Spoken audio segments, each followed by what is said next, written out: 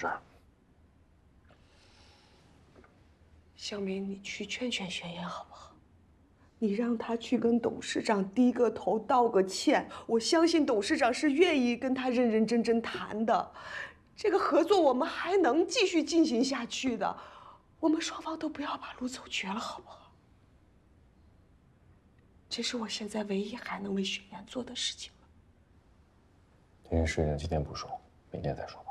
董事长随时会采取行动的，到时候一旦撕破脸，就没有回旋的余地了，你懂吗？你个董事长很了不起吗？他给你下了迷魂药了，你离了他活不了吗？郑不会干了什么混蛋事儿，你不知道吗？欣然，你看看你现在什么样子呀？你也是个有本事的人，你凭着穿着高跟鞋噔噔噔那个劲儿哪儿去了？我很不喜欢你现在的样子。小敏，你不了解我，我没得选。你是没得选，还是舍不得大雅斋总经理的位置？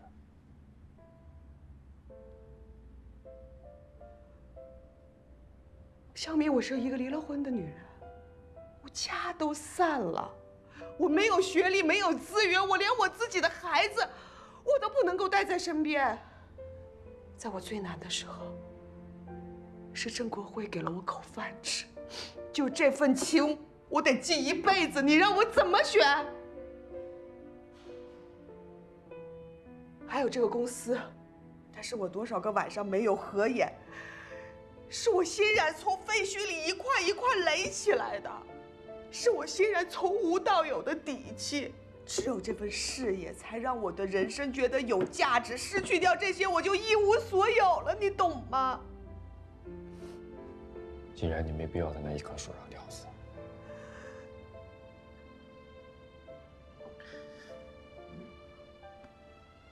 到我厂子里来，总经理、董事长随你挑。我的厂子虽然土了点儿，如果你愿意，跟我一起改造，好吗？小敏，我没有你想象那么好。我不在乎。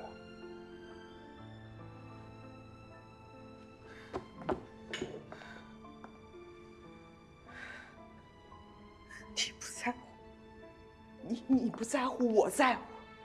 你是那个天塌下来都可以替我去扛着的那个男人。但是我现在是桃花镇的罪人，我在这个时候我去了你的厂子，别人会怎么想你？我告诉你，小明，如果这样的话，我会无地自容的。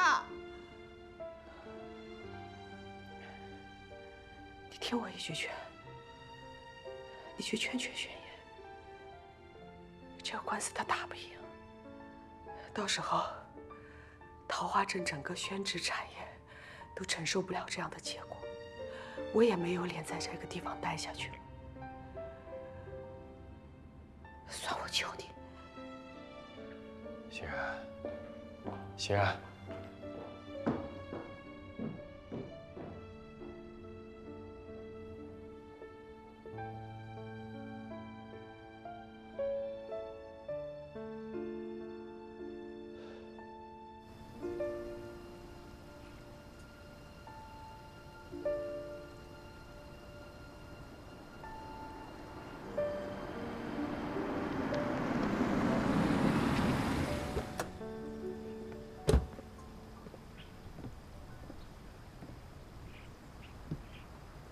彭书记，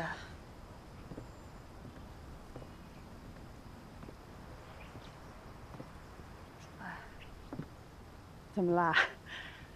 还没放下呢？我就是觉得这件事情我有责任。如果我不把宣言和欣冉逼那么紧的话，宣言就不会那么快建立合作社。他多少还是受我的影响的。如果我能耐下心来，劝宣言去跟大雅斋多谈几次，说不定事情就不会发展成现在这个样子。我们作为政府，一定要注意站位、站位、站位，做好我们的辅助引导工作，不是包打天下，不是什么事情我们都能解决的。对，说白了，其实就是很多事情有它的两面性。好多事情吧，你觉得是好事儿，走到最后，未必是好事儿。有些事情吧，觉得是特别困难的，哎，它走着走着，突然就柳暗花明了。就像我们的宣纸市场这2年确实经济下行，状况很不好，但是我们很多的企业都在积极的创造自己的内动生产力，啊，那个万年红对联现在就是很好的例子呀。还有我们的好多企业家，像方广平啊、任继业，我觉得他们从来都没有放弃的在努力的进行探索。这个时候，我们政府应该做什么？做好服务、监督、引导，而不是过度的去干预他们，对吧？明白。这个本子不错。哎，张副总，做了多少样本？目前做了15份，在等市场反馈。你这边继续跟进，把我们的要求告诉他们，尽快把反馈告诉我。关于产品的质量和目标人群的定位，和对方交代清楚了。欣姐，我看这个娃娃也不错，说不定能够获得儿童市场的喜欢呢。张总，秦总忙着呢。有事儿？李密前段时间送来集团的新合同看了吧？看了，我还要再考虑考虑。给股份，还是你为集团的副总这么好的条件，考虑什么呀？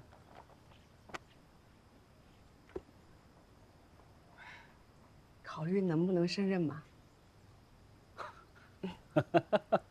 好，好，好，特别好。那我就提醒一句啊，董事长那边可等着呢。再见。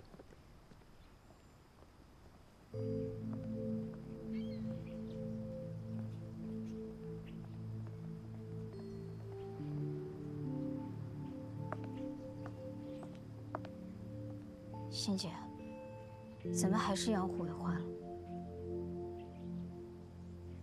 要不，我们把他偷卖纸毛的事儿给揭发了吧？没用的，董事长身边需要他这么样一个人，不会在乎他那点毛病的。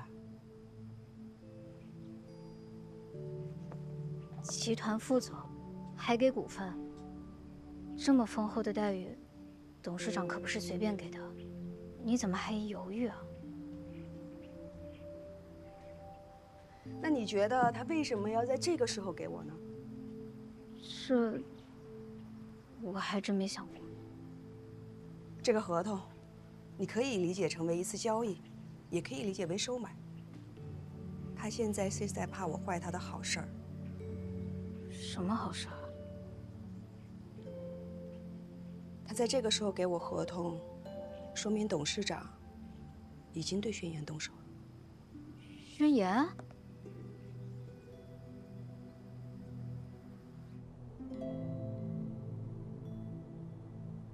被誉为纸中之王的宣纸，自诞生以来就承载了我们中华文化的笔墨春秋。古人云：“车马慢，纸短情长。”这句话恰恰地点明了当今的时代痛点，也就是说，如何在快时代中寻求慢生活的自我表达。我们的宣纸文创，既迎合了当下受众的情绪需求，又结合了传统宣纸文化的传播，把非遗从博物馆给走出来，走进。我看今天风投公司来了这么多，这是要将我们业务打进呢。有趣，现在潮玩市场这么无聊老旧，打破这个学会的都属于他们年轻人用途功能，打造好好学着全新的无限可能。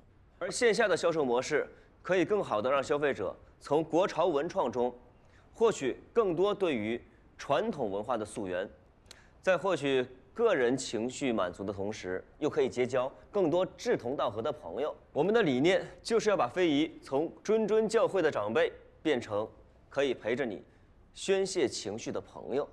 谢谢。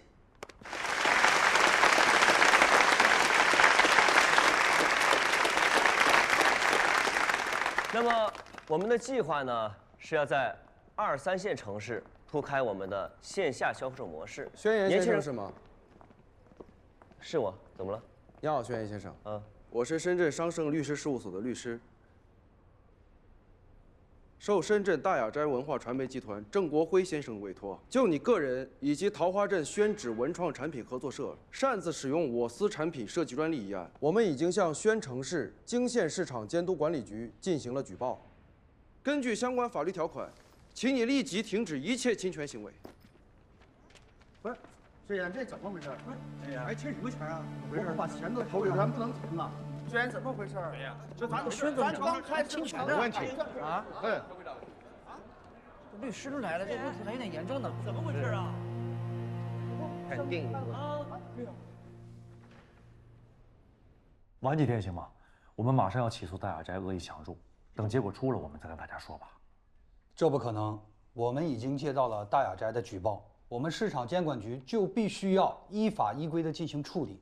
我们来之前啊，也是充分的考虑到了这个负面影响，所以今天特地请彭书记和你们一起商量一下，务必要把这个事儿妥善的处理好。是这样，本来确实是应该请这个市场监管局的同志们挨家挨户的去通知，这不考虑到大家接受起来，所以肖会长还是希望你能出面，这样我们把事情的这个矛盾点啊控制在我们的可控范围内。明白，王书记。现在关键的问题是什么呢？这件事情一开始啊，是我鼓励大家干的，大家现在的兴头啊都已经起来了。这要是一说不干，是吧？肖会长，我跟你一起去。你说不出口，我来说。不，我不能去。你要去了，大家情绪激动的话，那是控制不了啊。总是要去的呀，你事情不解决啊？对，依然，你陪着肖会长去，我们也得有我们的态度。好。30多万，你让我拿什么还呢？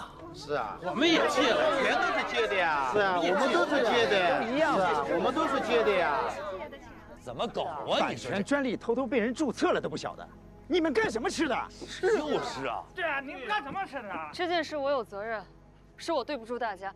我知道大家心里都有气，这样你们都冲我仨，我受着，好吧？冲你仨有什么用啊？有什么用呢？冲你受着，他解决问题嘛。雷主任，这郑国辉干的都是断子绝孙的事儿啊！我就不停工，我看他能怎么着？对，不能停工，就不停工，坚决不能停工。对，就不停工，停工能行吗？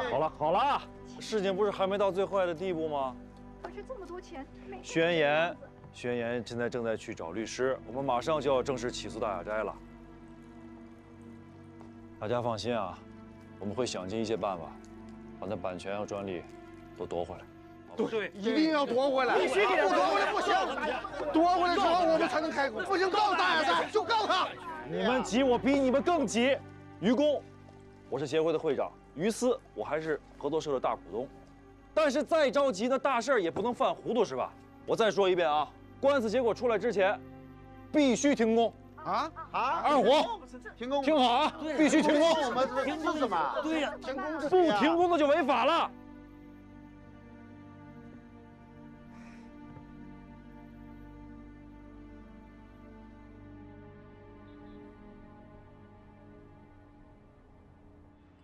王律师，这些都是我的设计稿，从最初简单的想法到逐步成型的定稿，都在里面了。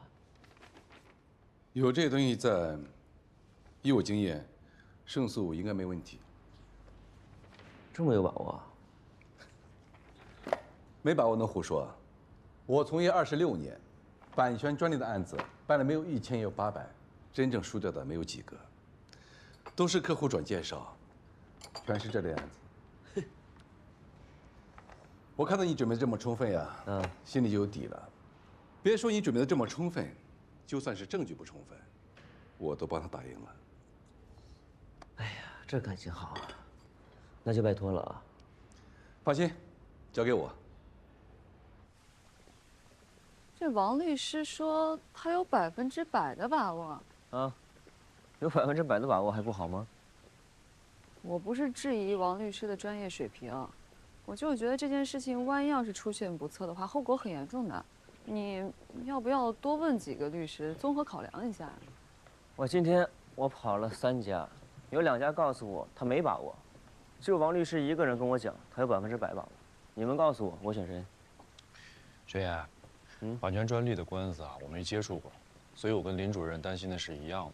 这个王律师说胜诉没问题，他就是太有把握了，所以我们才心里没底儿。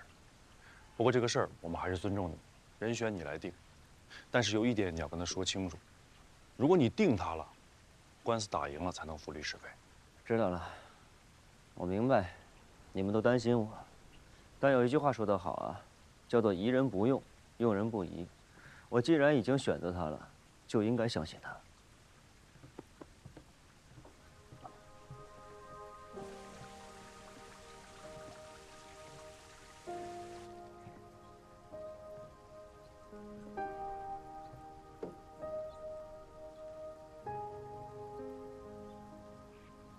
怎么了？还在担心我？别想那么多，这一切都是我自己决定的。我爸走了之后，我就再也没有家的感觉了。我都不知道我是从什么时候开始明白，做什么事情都要靠自己，命运只有自己掌握才可以的这些所谓的大人道理。我最近也在反思我自己，为什么我一遇到问题，一遇到困难，我就是会情绪崩溃。现在我明白了，我害怕失败后的那种失去感。大家都说我拼命，我是在拼命的给自己找那份安全感。人生嘛，总是充满未知的。不过不管是好的、坏的，成功的、失败的，它都是新鲜的，对吗？对。好了，从今以后啊，你要学着去允许一切的发生，知道为什么吗？因为有我陪着你啊。也许我不能为你遮风挡雨，但是我会陪着你，一起迎风淋雨，一起披荆斩棘，乘风破浪。反正不管发生是好的坏的，我们都一起面对。一起努力，让宣芷变得年轻。让宣芷变得年轻。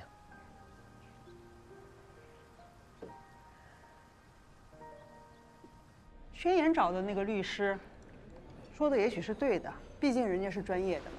我只是觉得咱们不能低估了郑国辉那个人，毕竟在商场打拼了几十年，不简单呀。唐书记这么一说呀，还真是，这么容易就翻盘的事儿，他郑国辉干，都是千年的老狐狸了。廖主任，你也不用太担心了，悲观一点吧，咱们可能少犯错误。还是得乐观，这乐观咱们才能走得远嘛。吃饭呀，你们干嘛呢？不饿。刚说要乐观，连饭都不吃，算什么乐观呀？哎，愣着干啥？打饭去呀！我去打饭，我去打饭，我去。反正不管怎么样，我都希望轩辕能够面对。他之前也说过，说允许一切事情发生，允许一切事情的不完美。我当时还不理解呢，我现在理解了。我当时啊，只顾着着急把合作社搞起来。往者不可见，来者犹可追。忘掉过去，放眼未来。赶紧问问宣言，未来的纸龙舟什么时候给我弄啊？哎，那倒是啊，这纸龙舟的事儿得抓紧了，要不然咱们这廖主任头发都得极白。哎呀，纸龙舟造不出来，我看。我也不要演王伦了，那你演什么呀？我给你们演一个屈原投江，让你们知道什么叫至死不可让，愿勿爱惜。来了，哎，谢谢。吃饱了饭，轻装上阵，放下包袱。好，大口吃。这就对了。你爷爷讲过，一次入宫门，9牛8不出。就是说，你进了衙门呢，胜负就难料。所以说，能饶人处且饶人，能低头处且低头，这事情也就这么过去了。妈，你看，我爸这都活得这么通透了啊！那爸，我问你，你跟红警长能低头吗？啊？爷俩一个脾气，倔。轩辕，啊，你爸跟你说的话，千千万万要记住啊，一定要小心。担着这么大干系呢。放心吧，知道着呢。哎，那律师没说这官司到底怎么打呀？反正现在呢，我是把我的所有的设计稿件都交给他了，这就能证明我这个所有的设计脉络是完整的。那就好。我问你，你搞的那个设计，有没有腰伤出院之后捞的纸啊？那肯定有，你之前那批我不都卖了吗？那是我自己亲自捞的纸。那上面有我制的特殊案文，写着“宣永年制”4个字。对，我记着呢。当时你爸捞的时候，我还说呢，都绝版了，还捞什么呀？又卖不出去，有这事儿？我明白了，这意思就是说，如果我的设计稿用了您的这批纸的话，那上面的案文就可以成为证券。那，你去找找看。对，我现在去找找看。你吃完饭再去。没事，你们吃，我这就回去看看。这孩子，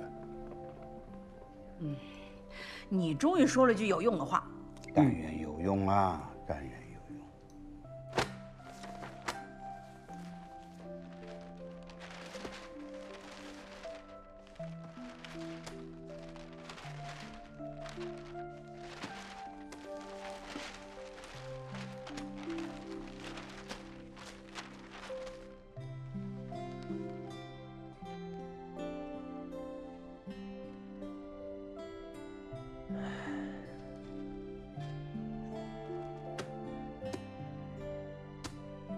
还好老爷子有这一手。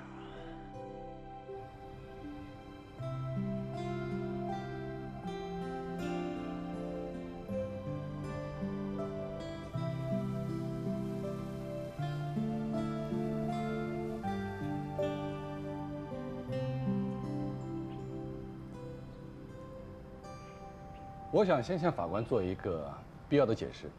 任何设计从最初的灵感，到过程的修改，直至最终定稿，都是有一个完整的设计过程。原告轩辕先生提供了全套的设计过程资料，这是我方当事人轩辕先生关于产品设计的原始手稿。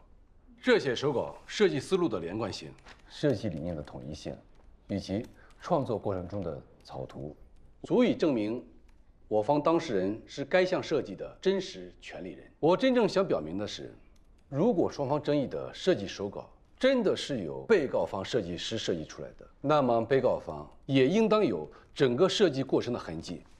我方也有完整的全套材料，足以证明我们每一款产品从创意、设计以及到创作的全过程，都是由我方独立完成。我只给过他们定稿，这些材料哪儿来的？郑国辉这个王八蛋，真是机关算尽，不择手段。这个郑总心机挺深的呀，作家还做全套的。审判长，原告方请求我方证人上庭作证。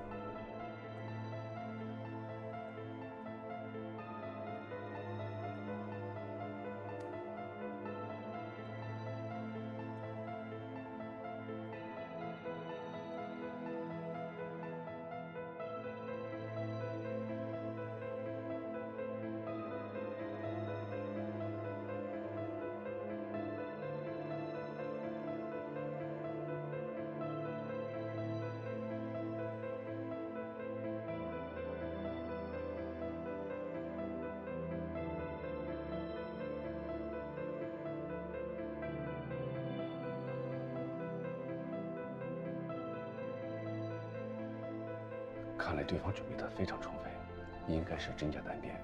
这种情况，这样的话对我们就非常不利了。王律师，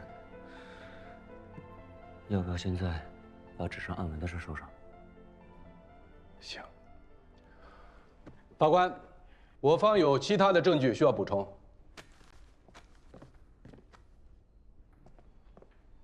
法官，请注意一下，现在你手中拿的这张印有宣永年制水印的宣纸，和大雅斋向你提供的原始专利申请稿拥有同样的水印。这里我要解释一下，水印上的名字宣永年，正是原告轩辕先生的父亲。宣永年先生手工宣纸国家非遗传承人，在1年半以前便不再造纸。印有其名字的宣纸是属于收藏款，从未在市场上流通过，所以我方想请法官注意一个细节：原告轩辕先生关于宣宝文创系列的原始稿件，均是采用这种特殊的纸张。如果被告方提供的设计原稿上也有这种宣家专属的水印，那就充分证明被告方提供的专利申请稿是原告轩辕先生的原始设计稿。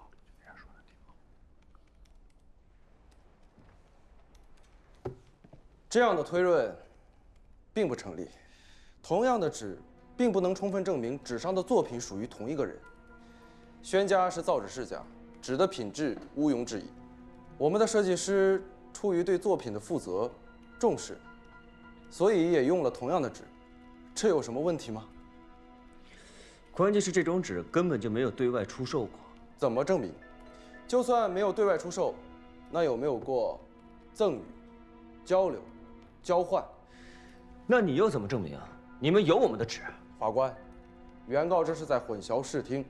根据《中华人民共和国民事诉讼法》67条明确规定，当事人对自己提出的主张有责任提供证据。也就是说，如果原告方设计稿上印有水印，是独一无二的孤品，且没有对外销售，原告方应该向法庭提供相应证据，否则不应作为证据被法庭所采纳。原告、被告，你们双方还有什么要补充的证据没有？还有吗？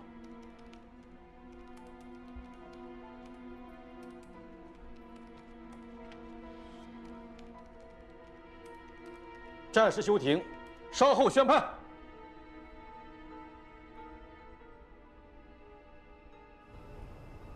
判决如下：请起立。本院认为，根据《中华人民共和国民事诉讼法》第67条之规定，专利权属纠纷的举证责任应由主张权利的一方承担。本案中，原告方的举证证据不能证明其主张，反观被告方提交的证据具有真实性、合法性、关联性，故驳回原告方全部诉讼请求。轩辕先生，不好意思，轩辕先生，这样我们回去都想想办法，争取尽快提起上诉，然后呢，这样争取2审的时候就会转机。2审还敢找你啊？你不是有100%的把握吗？我本来是有100%把握的，只是我没想到。行了，王律师，别说了，赶紧回去吧。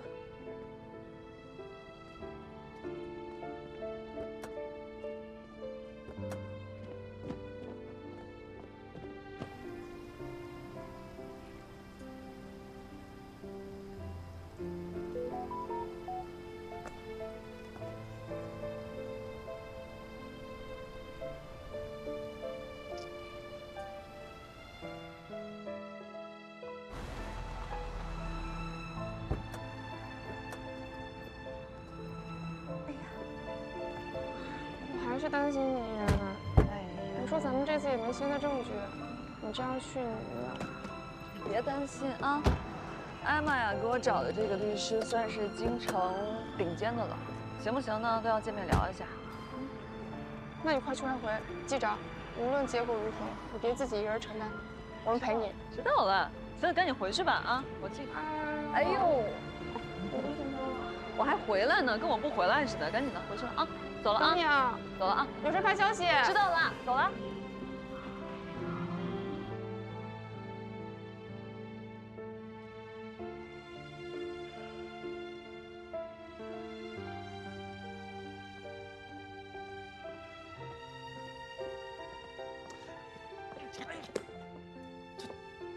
这多亏这家伙！林依然已经到北京了，马上见律师。你呀，就踏踏实实的在我家待着啊。你等林依然不行，还是去看一看。在这待着，在家待着，哪儿也不能去啊，就在这儿待着。还有，师娘也给我打电话了，你家也不能回。万一林依然找那律师也不管用，我还能躲你这儿躲一辈子吗？现在全镇的人都在找你，那人一急了就跟疯狗一样，汪汪乱叫，汪汪乱咬。那我更得跟他们解释解释去。哎，你给我站住！哎，别拦我！劲儿都用在我身上了。站好，在这儿待着。我都说了，人家都在气头上，你能不能不给我惹事儿啊？你想当英雄好汉，你能不能动动你的脑子呀，小祖宗？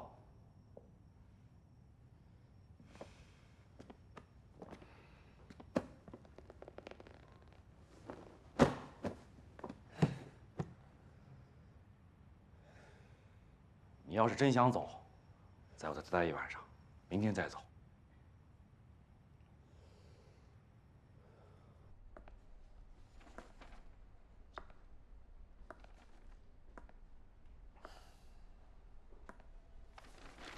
我建议和解。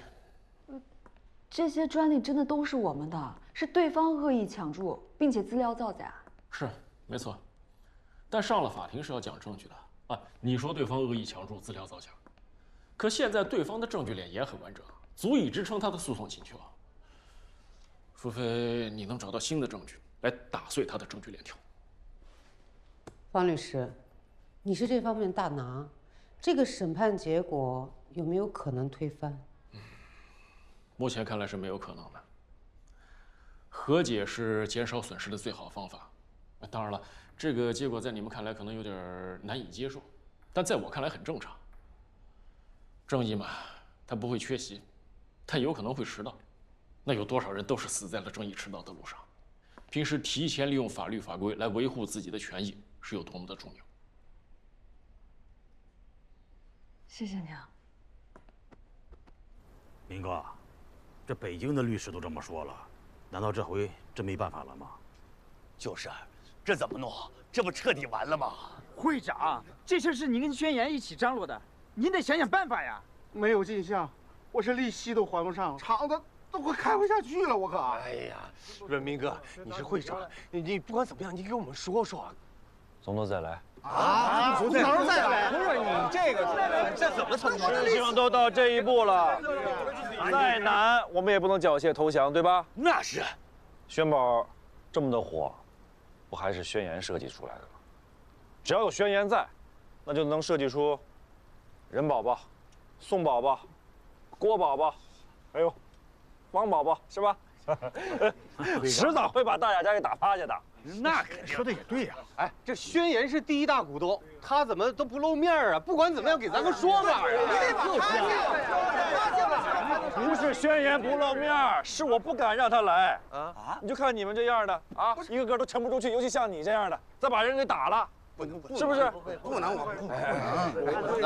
老肖，你看你刚才说的吧，也不能都代表宣言吧？是不是？文创这玩意儿，我们在座的没有一个懂的。对呀，不懂。能不能这样？你把他找过来，给我们讲讲，然后我们大家一起商量商量，是不是？即便是要从头开始，咱们也得听听宣言到底是咋想的，不是？对，你打电话给他打个电话，别打个电话，给他打个电话，你给打个电话。对，哎，我把他叫来可以啊，咱们事先说好，谁都不能急眼，有事好好说。那必须放心。宣言。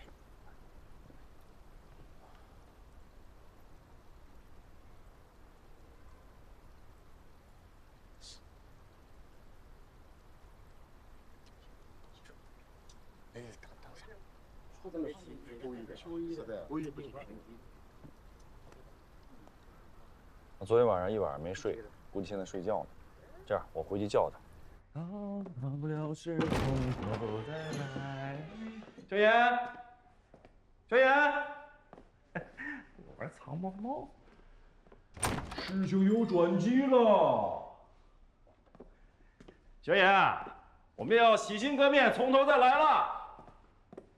宣言，宣言。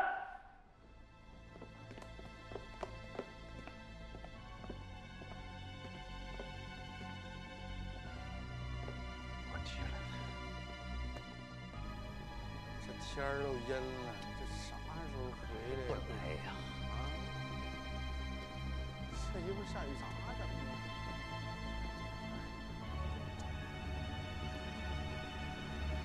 啊？哎，宣言来了！哎，来了！哎，会长哥回来了！终于回来了哈！哎呀，终于回来了！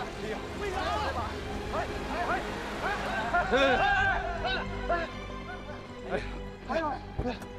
宣言呢？啊，人呢？人呢？跑了？人呢？我没找到宣言，他是不是跑了？他没跑，他怎么能跑呢？不是你没跑，人呢？这人哪儿去了？就是的，我不知道，我这联系不上他。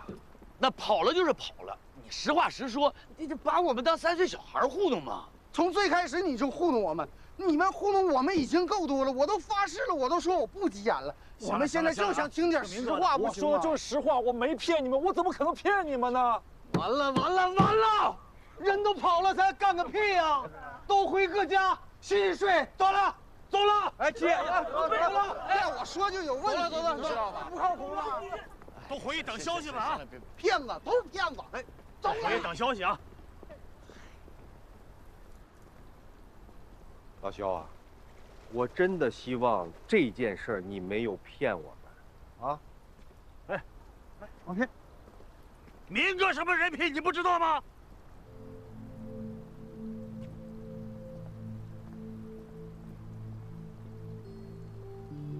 民哥，你别着急啊，再等等，肯定会有办法的。民哥，你别着急，宣言找不着了。不还有我二虎吗？啊！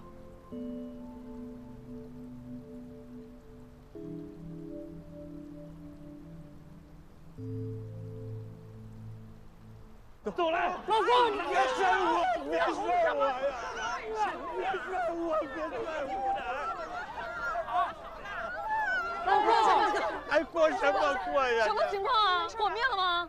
啊，你放心，都灭了。你们两口子怎么回事啊？在燃烧自己家厂子呀！我不想活了，我们家的厂子没了。我们镇上和协会已经在想办法了，现在还没到绝路的时候呢。这就算到了绝路，我们也会给大家冲出一条路。我们和肖会长还有宣言，一定会给你们一个交代的。老宋，以后不能再这样，听见没有？听见没有？不许这么傻事儿！我家的钱都没了，我家还欠好多钱，我们以后怎么活呀？少阿姨，哎呀，这么想，咱们这不得想办法嘛，想办法啊！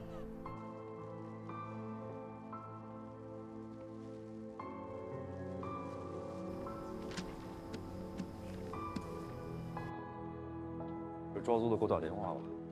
辛苦。好，您慢点。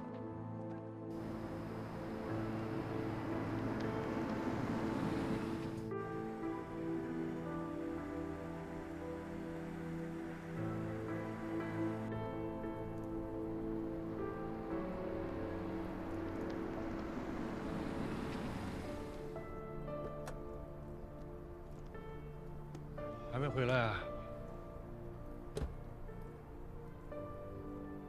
宣言在宣宝上倾注了所有心血，突然专利就变成别人的了。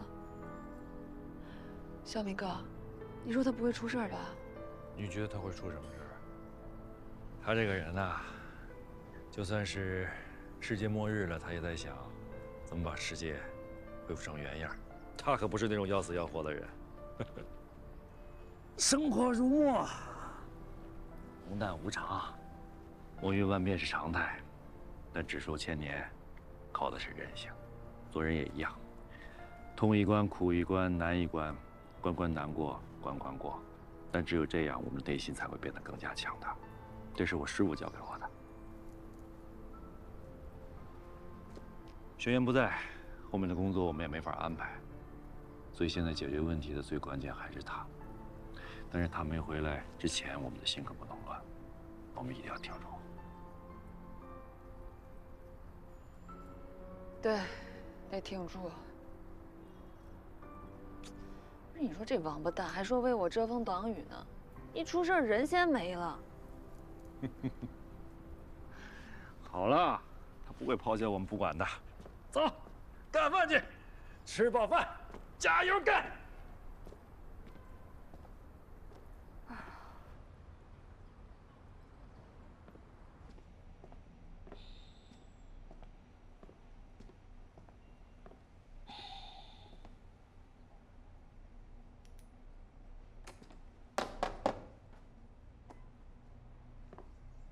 丁总，没打扰您吧？也没别的事儿啊，就还是董事长那边啊，就希望您能赶紧把合同字儿签了，千万不要让我为难。我手里边还有点事情，签完了我会让雨晴给你送过去的。哦。